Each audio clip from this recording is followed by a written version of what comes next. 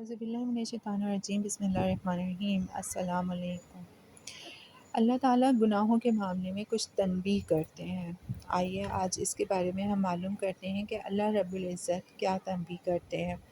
اللہ کے اس معاملے میں مختلف انداز ہیں، وہ حکیم ہیں۔ بسا اوقات بندہ جب گناہ کرتا ہے تو اللہ اسے تنبیہ کرتا ہے، کوئی سزا ملی، کوئی بیماری آئی، کوئی نقصان ہوا تو فوراً یہ شخص متنبہ ہو جاتا ہے کہ مجھ سے کہیں گناہ ہوا ہے، یعنی اسے پتہ چل جاتا ہے کہ اس سے کہیں گناہ ہوا ہے۔ خدائی تنبیہ کا پہلا انداز کیا ہے کہ تجربہ کرنے کے بعض لوگوں کو دین سے اتنا تعلق نہیں ہوتا لیکن وہ جھوٹ نہیں بولتے۔ ان سے پوچھا جائے کہ جھوٹ کیوں نہیں بولتے تو ان کا کہنا ہوتا ہے کہ جب بھی ہم کوئی جھوٹ بولتے ہیں تو ہمیں نقصان ہو جاتا ہے۔ یہ کیا ہے؟ یہ اسے گناہ کی وجہ سے اللہ تنبیہ کر رہا ہے۔ سزا کے ذریعے تنبیہ ہوتی ہے تو وہ فوراً متنبہ ہو جاتا ہے۔ بعض خوش نصیب لوگ ایسے ہوتے ہیں کہ انہیں فوراً احساس ہونے لگتا ہے کہ آج مجھ سے کوئی غلطی ہوئی ہے۔ حضرت فضیل بن عیاض رحمۃ اللہ علیہ فرمایا کرتے تھے کہ جب بھی میں اپنی بیوی میں، اپنے غلام میں، اپنی سواری میں کوئی کوتاہی دیکھتا ہوں، کوئی حکم عدولی دیکھتا ہوں تو فوراً سمجھ لیتا ہوں کہ آج مجھ سے کوئی کہیں پر اللہ کی نافرمانی ہو چکی ہے۔ یہ تنبیہ کا خدائی انداز ہے۔ خدائی تنبیہ کا دوسرا انداز کیا ہے؟ دوسرا انداز یہ ہوتا ہے کہ اللہ کی طرف سے مہلت ملتی ہے، عذاب میں تاخیر ہو جاتی ہے۔ اس نے گناہ جوانی میں کیا ہوتا ہے، سزا اسے بڑھاپے میں ملتی ہے۔ پھر یہ روتا ہے کہ پتہ نہیں مجھے کیوں ستایا جا رہا ہے۔ ارے جوانی کے گناہ آج اپنے نتائج دکھا رہے ہیں۔ جوانی میں اللہ کو ناراض کیا، بڑھاپے میں اسی کا مال، اسی کی بیوی، اسی کی اولاد سب اس کے خلاف ہو جاتے ہیں۔ کیا یہ کم عذاب ہے کہ بڑھاپے کے اندر کہ جس وقت اولاد کی بھی خدمت کی ضرورت ہے، بیوی کی بھی خدمت کی ضرورت ہے، وہ دونوں نافرمان بن جائیں؟ پھر یہ کہتا ہے کہ کیوں ہو رہا ہے؟ اللہ کرے احساس پیدا ہو جائے۔ ارے جوانی میں گناہ کیا تھا، سزا اب مل رہی ہے۔ اللہ نے ڈھیل دے رکھی تھی۔ ہاں، اللہ کی سنت یہی ہے کہ سزا ملتی ہے، چاہے وہ دیر سے ملے۔ گناہ کرتا رہتا ہے اور ایک وقت اس پر ایسا آتا ہے کہ گناہ چھوڑ چکا ہوتا ہے مگر توبہ نہیں کرتا، پھر اللہ کی طرف سے پکڑ آتی ہے۔ اب یہ حیران و پریشان ہے کہ یہ کیوں ہو رہا ہے۔ ارے اپنے ماضی پر نظر تو کرو، تم نے کہاں کہاں اللہ کو ناراض کیا ہے، آج اسی کی سزا مل رہی ہے۔ خدائی تنبیہ کا تیسرا انداز کیا ہے کہ تیسری صورت اللہ کی طرف سے یہ ہوتی ہے کہ اللہ کی طرف سے خفیہ تدبیر ہوتی ہے۔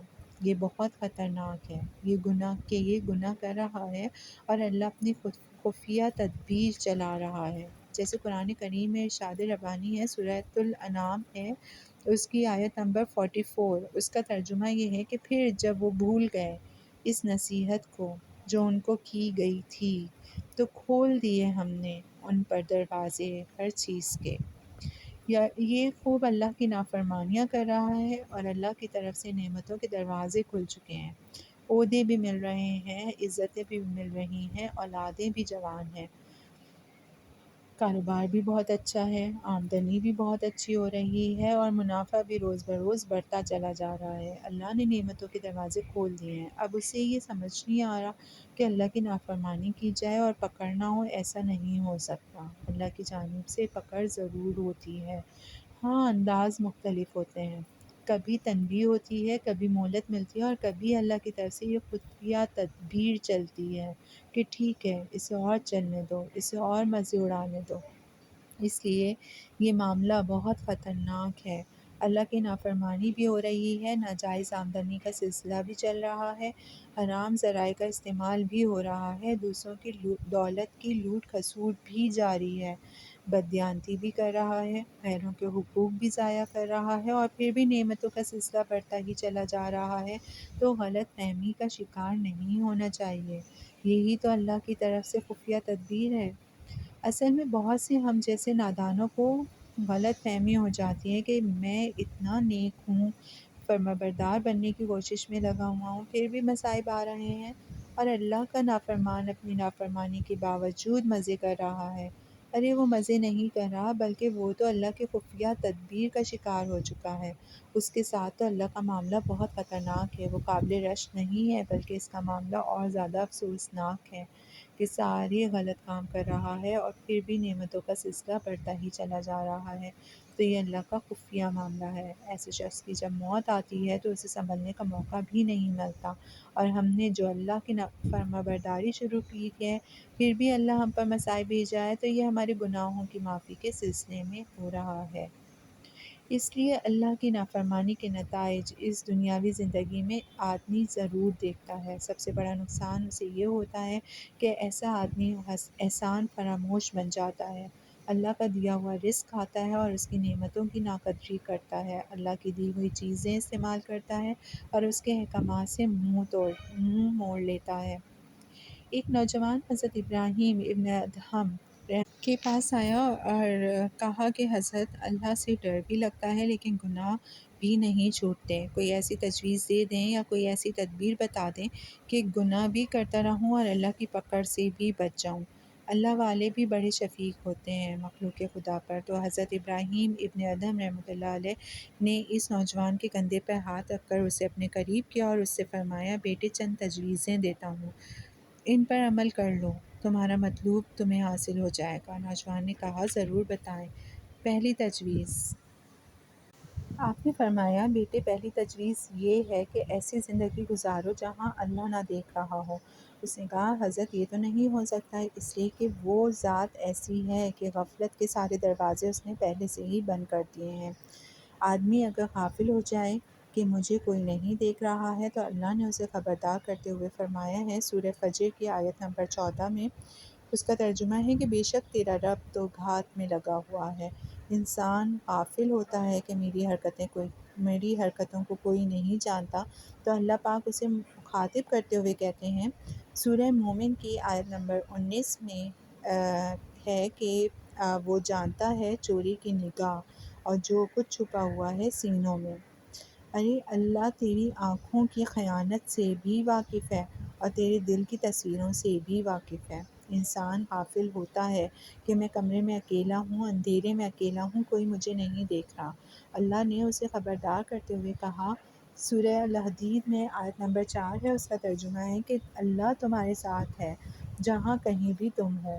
پھر انسان غافل ہوتا ہے کہ میرا کون کیا لے لے گا، مجھے کوئی سزا نہیں دے سکتا، میرا کوئی کچھ نہیں بگاڑ سکتا، میں طاقتور ہوں، مجھے تو گناہ پر پوری قدرت حاصل ہے۔ اللہ نے اسے بھی خبردار کرتے ہوئے کہا ہے، سورہ ہود کی آیت نمبر 102 ہے، اس کا ترجمہ ہے کہ بے شک اللہ کی پکڑ بڑی سخت ہے۔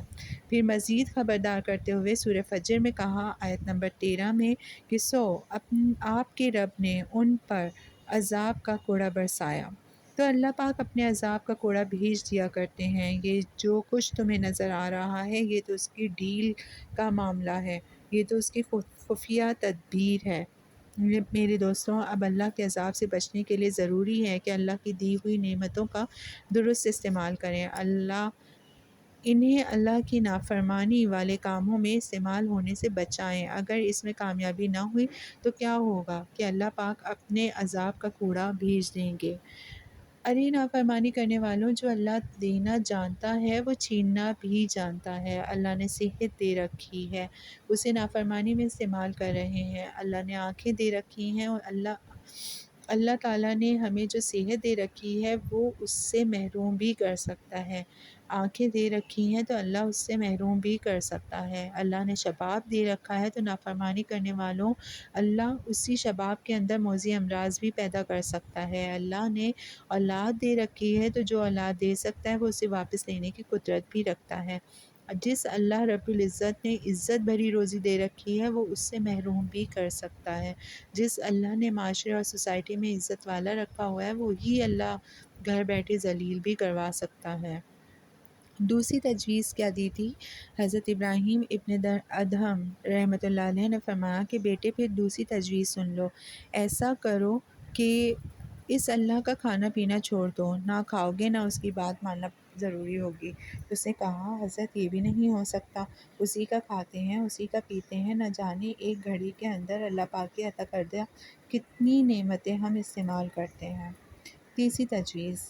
حضرت ابراہیم ابن ادھم رحمۃ اللہ علیہ نے کہا کہ بیٹا پھر ایسا کرو کہ موت کا فرشتہ آئے تو اس وقت یہ کہہ دینا کہ تھوڑی سی مہلت دے دو تاکہ میں توبہ کر لوں۔ تو اس نے کہا حضرت یہ بھی نہیں ہو سکتا، جب موت کا وقت آتا ہے تو اس کے اندر ایک لمحے کی بھی تاخیر نہیں ہوتی۔ سورہ یونس میں آیت نمبر 49 میں ہے، اس کا ترجمہ ہے کہ جب ان کا معین وقت آ پہنچتا ہے تو اس وقت ایک ساتھ نہ پیچھے ہٹ سکتے ہیں اور نہ آگے بڑھ سکتے ہیں۔ آدمی بازار جاتا ہے پتہ نہیں کتنے منصوبے بنا کر، اور وہاں سے اس کی لاش واپس آتی ہے، نہ جانے دماغ میں اس نے کیسے کیسے منصوبے سوچ رکھے ہوتے ہیں، اور اللہ کا فرشتہ اس پر ہنس رہا ہوتا ہے کہ اس کا کفن تو بازار میں آ چکا ہے اور اس کی تدبیریں دیکھو۔ تو اس نوجوان نے کہا کہ حضرت یہ بھی نہیں ہو سکتا۔ آپ نے کہا بیٹے پھر ایسا کر لو کہ جب موت آ جائے اور قبر میں چلے جاؤ اور منکر نکیر آئیں تو وہاں انہیں یہ کہہ دینا کہ تم اندر نہیں آ سکتے۔ تو اس نوجوان نے کہا کہ حضرت یہ بھی نہیں ہو سکتا۔ آپ نے کہا بیٹے پھر جب تیرے خلاف دفعہ لگ جائے اور تیرے لیے جہنم کی سزا تجویز ہو جائے تو پھر تم کہنا کہ میں جہنم میں نہیں جاتا۔ اس نوجوان نے پھر کہا کہ حضرت یہ بھی نہیں ہو سکتا۔ حضرت نے جب یہ دیکھا کہ اب نوجوان کے دل کی زمین سازگار ہے تو فرمایا کہ جس اللہ کی ہم اتنے محتاج ہیں، اس رب کی نافرمانی کرتے ہوئے ہمیں حیا کیوں نہیں آتی؟ اتنی احسان فراموشی بھی تو اچھی نہیں ہوتی۔ وہ نوجوان فوراً کہنے لگا کہ حضرت میں آج آپ کے سامنے توبہ کرتا ہوں۔ تو میرے دوستوں اللہ کا کھائیں اور اسی کی نافرمانی کریں، یہ بہت بڑی احسان فراموشی کی بات ہے۔ جب بندہ گناہ کرتا ہے تو ایسا نہیں ہو سکتا کہ گناہ کرے اور اس کی سزا نہ پائے، بلکہ سزا اسے ضرور ملتی ہے، فوراً ملے یا کچھ عرصے کے بعد، مگر ملتی ضرور ہے۔ اس کے گناہوں کا دوسرا وبال اس پر یہ آتا ہے کہ اس کی احسان فراموشی کی وجہ سے اللہ کی طرف سے جو نعمتوں کا سلسلہ جاری تھا، اللہ اس کے اندر سے برکت نکال لیتا ہے۔ ایک ہے نعمتوں کا آنا اور ایک ہے اس کے اندر سے برکتوں کا نکالا جانا، یہ دو الگ الگ چیزیں ہیں۔ اللہ پاک نے زندگی دی، برکت نکال لی، اللہ پاک نے اولاد دی، برکت نکال لی، اللہ اولاد فرما بردار نہیں رہی۔ دولت جو راحت کی چیز تھی کہ اس سے سکون حاصل ہو سکتا تھا، اس سے اس کی آخرت بھی بن سکتی تھی، اللہ پاک اس کے اندر سے برکت کو نکال لیتے ہیں۔ شوہر جو بیوی کے لیے سکون کا سامان تھا، اللہ پاک اس کے اندر سے برکت کو نکال لیتا ہے۔ گھر جہاں بندہ آرام کرتا ہے، اللہ پاک اس گھر سے برکتیں نکال لیتا ہے۔ کاروبار جس سے اس کے کام بنتے تھے، اسی کاروبار سے اللہ پاک برکتیں نکال لیتا ہے۔ وہ چیزیں اپنی شکل و صورت کے اعتبار سے نعمتیں نظر آتی ہیں، لیکن اس گناہ کی نحوست اور احسان فراموشی کی وجہ سے اللہ تعالیٰ ان چیزوں کے اندر سے، ان نعمتوں کے اندر سے برکتیں نکال لیتا ہے۔ کثرت تو آج بہت ہے، برکت نہیں ہے، گنتی تو بہت ہے، لاکھوں آ رہے ہیں، کروڑوں آ رہے ہیں، لیکن اللہ نے اس مال کے اندر سے برکت کو اٹھا دیا ہے۔ جوان بیٹی ہیں، برکت نہیں ہے، کسی کام کے نہیں ہے، اب کہتے ہیں کہ نہ ہوتے تو اچھا تھا۔ یہ کیا ہے؟ یہ اللہ نے گناہ بھری زندگی کی نحوست سے ان کی زندگی سے برکتیں نکال دی ہیں۔ اللہ یہ احساس نصیب فرما دے کہ یہ میری گناہ بھری زندگی کے نتائج ہیں، یہ میرے اپنے ہاتھوں کا کیا درا ہے۔ شکریہ۔